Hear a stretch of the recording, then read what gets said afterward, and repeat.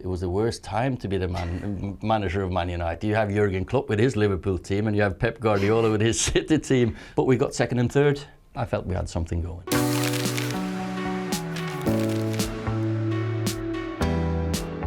Well, Ole, good to see you. Let's start with football. Why football? Why did you end up in the game? Because football's the best game in the world.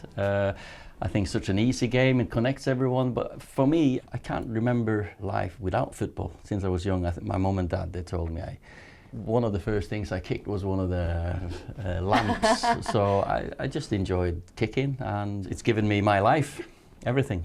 Can you remember a moment where you thought, okay, this could not only be something I enjoy, but potentially I could make it here? Not really, because as a kid, I always used to score goals. But when I got to 15, 16, I was a very late developer. So then I thought, nah, I'm not going to make it in football. I'm just going to enjoy playing football. Then I went into the army when I was 19 to 20. Obviously that says, okay, you're probably not going to be a footballer. But when I got back from the army at 20, I went for it a couple of years, and then suddenly I was in the under 21 national team and playing for Molde, and did well. That's quite a journey, isn't it? And that's quite a change to go from football, army, football.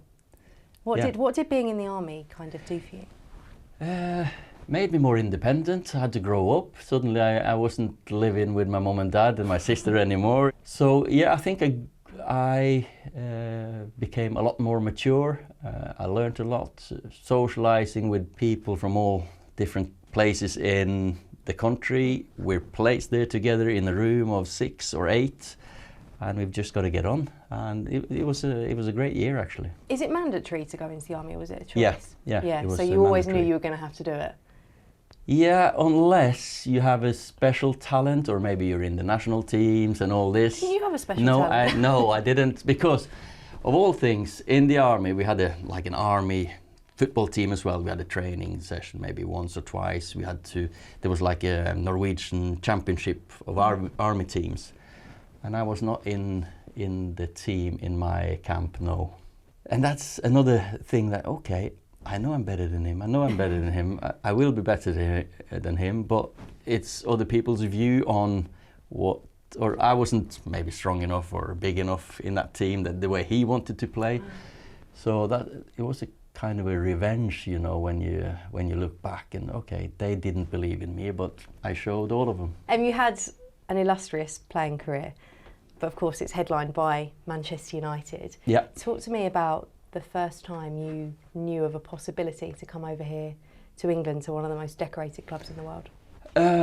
It was, so for Norway, this is probably one of the most important games in my career. We played Norway against Azerbaijan, and I scored 2 very good goals. Coincidentally, Jim Ryan, the assistant manager, he was watching Ronny Johnsen, who we signed. He was sat next to Mark McGee, at that time Wolverhampton manager, chatting as they do. Mark McGee is looking for a centre forward. Jim Ryan's watching the game. I scored 2 goals. Oh, perfect. So he thinks, okay, Wolverhampton will probably sign this boy. He rang Sir Alex that night and said, I think I found one, and it won't be expensive. It's a cheap one, but we've got to be quick because Wolverhampton are also signing a centre forward. So it went really, really fast. That must have been a whirlwind for you. Brilliant, absolutely top. But you're never 100% sure until you sign the deal. So, but I more or less knew. So before my last game for Molde, I said to Åge Hareide, who was the coach, says, if I score today, I'm going to take my shirt off, throw it into the stands and run off the pitch. He said, oh no, you can't do that. But wait until 10 minutes before full time. And that's exactly what happened. I think I scored the 5th goal, 5-1. And I just threw the shirt ran off the pitch, and we had no subs ready to come on. So we had to play a few minutes with 10 men. Yeah, it was a whirlwind of a time. The media were like outside my house or apartment and wanted interviews, and I just tried to stay away from all that. Was that all new, like a whole new level of fame? Of course, because 18 months before Man United, I played for Klausenang in my local team in front of 50 people. So of course it was a big step up in attention, but I think I've been quite okay in handling these situations. I always ask players, and with you it feels even more prominent because you've played in some of the biggest games. Yeah.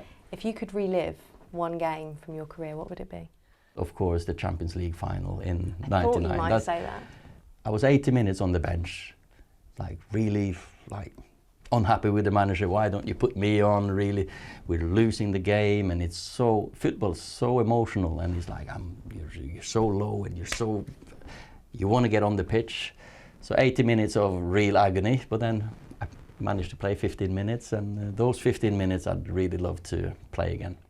It changed history, of course, changed my life.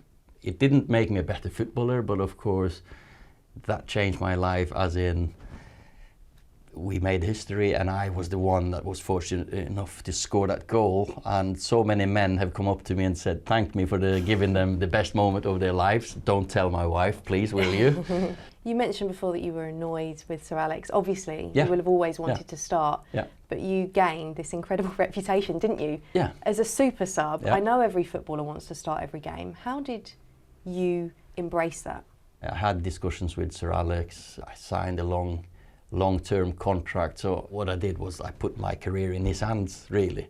And I more or less said to myself, just do your best. I've seen so many strikers sulking when they're on the bench, and I felt, okay, they've played 70, 80 minutes, defenders, they're tired.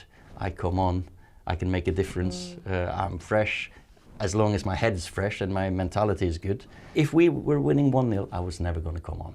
So I never hoped that we were on 0-0. I was like, don't score until he puts me on.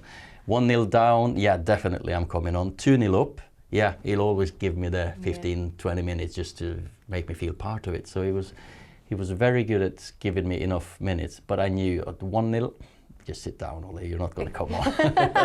So 1-0 down against Bayern, I was like, come on then, it's like 20 minutes, no, like 88 minutes I think I came on. Yeah, it's one of the 13, 15 minutes, best minutes of my football career. When did management become the thing? You know, when I was a kid, I was very into football. Me and my cousin, we always used to buy the Rothmans football yearbook every year, and that was our Bible. We knew every player in every division in England, and we used to make our own game, like a management game.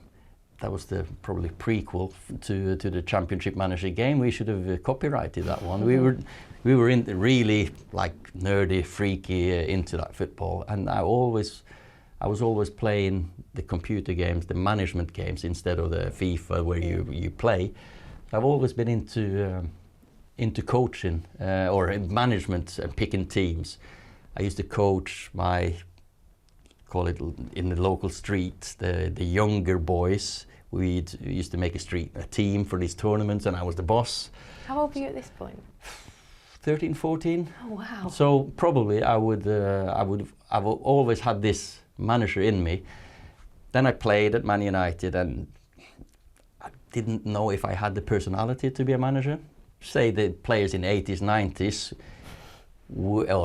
it is different to managing now. Then I got injured, and that's the moment where I decided, I need to stay in the game. That's the time where I decided, okay, I start all these coaching courses and starting to write whatever Sir Alex says. And Since I read somewhere that you wrote everything, you kept a notebook. Not everything, like the important but yes, I did suddenly start to try to, instead of just being the player that was told, and now I'm learning from the best teacher in the world. How does he get the best out of all these players? What tactically, changing his staff, changing the players.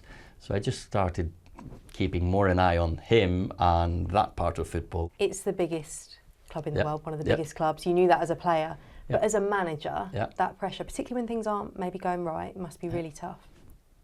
I remember one game, Everton. I'm stood there in my technical area, fourth official next to me.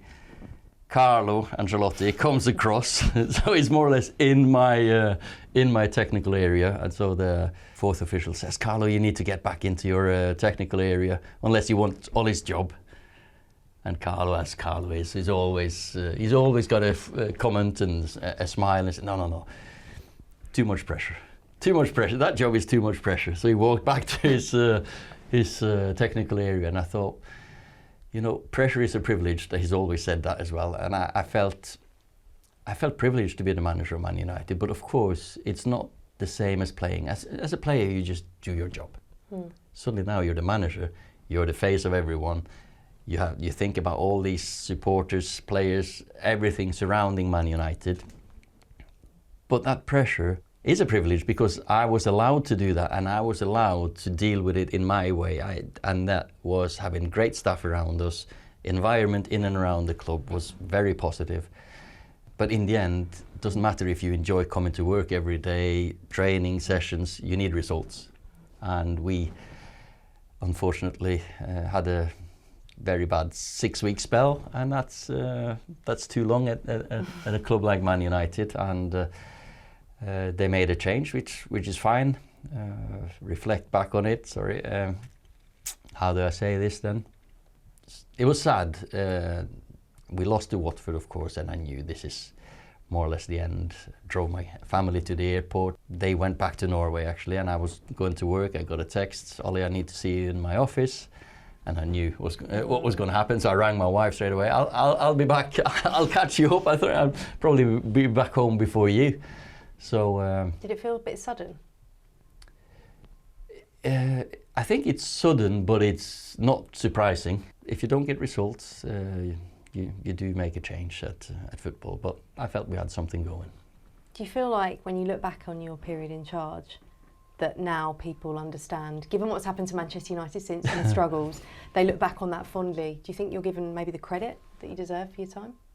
It's not about getting the credit, but it was a difficult. It was the worst time to be the manager of Man United. You have Jurgen Klopp with his Liverpool team, and you have Pep Guardiola with his City team. Just the two best managers in the world exactly. at the time. Best managers in the world at the time. Probably the two best teams in the world at the time. Yeah. But we got second and third. So with the staff, we had something going, but we couldn't take the next step. So and then hopefully we can get back as a club later on.